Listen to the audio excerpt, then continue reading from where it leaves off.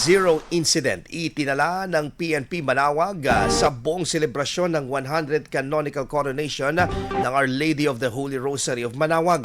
Para sa detalye ng police report na yan, kasama natin Idol Denise Brillante. 104.7 IFM Report.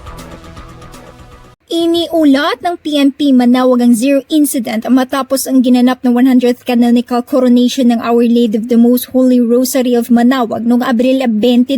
Ito ay matapos ihayagan ni Police Major Peter Paul Vesisa na Chief of Police ng PNP Manawag sa flag raising ceremony noong Lunes na wala umanong naiulat kahit na maliit na vehicular traffic incident sa buong panahon ng pagdiriwang. Sa 100 Canonical Year ni Mama Mary, sa peace in order po natin is zero incident kahit normal lang na banggaan.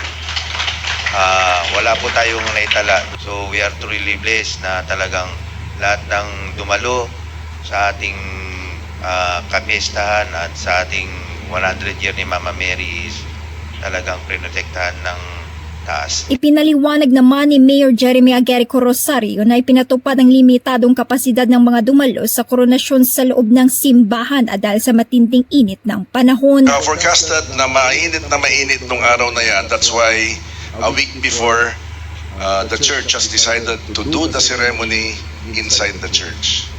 Kaya nalaman ko rin po ng capacity ng ating basilica, seating capacity is 1,000.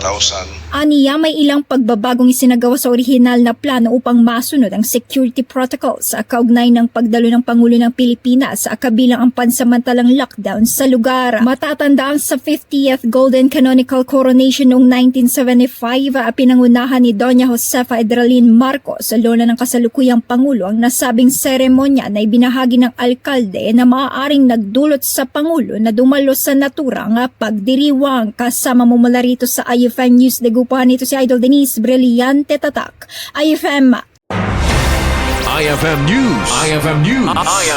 IFM